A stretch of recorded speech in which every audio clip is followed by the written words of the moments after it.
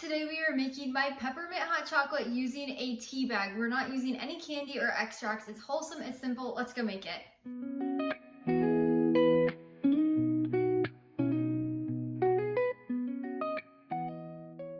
You can find my full written recipe linked down in the description below. Just click the link. It'll take you over to the blog where you can print and save anytime. I have tons of serving ideas over there and tips, so definitely go check that out. And then to get started, you'll need a small to medium-sized saucepan. I have this cute little one that works just fine. And then we'll start by adding in 1.5 cups of milk. I like to use whole milk, but you can use any kind.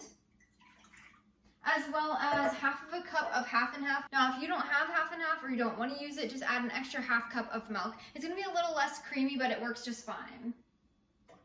We will then add in 2 tablespoons of raw honey, as well as a pinch of sea salt. So it's going to be about 1/16 of a teaspoon, just a little pinch.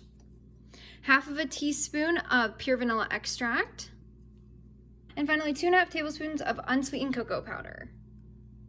Now that all of our ingredients are in there, we're gonna turn our heat to a medium heat, and we're gonna let this warm over medium heat for about 5 minutes, whisking occasionally just so it doesn't burn. We do not wanna let it boil. If you like your hot chocolate a little bit more hot after 5 minutes, you can test the temperature and give it a few extra minutes if you would like the temperature to be a little bit more warm. If you want your hot chocolate to be a little less hot, or if you're serving it for little kids, make sure you pull it off around 3 to 4 minutes, testing the temperature as you go.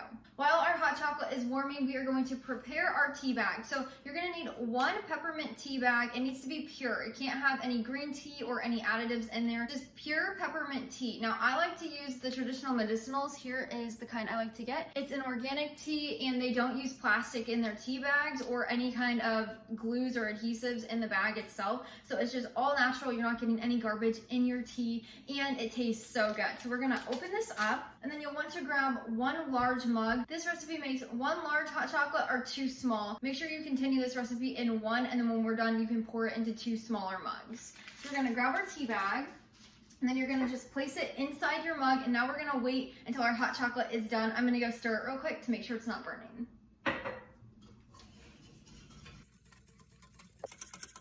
After about 5 minutes, when you see some steam and it's warm, we're gonna turn our heat off.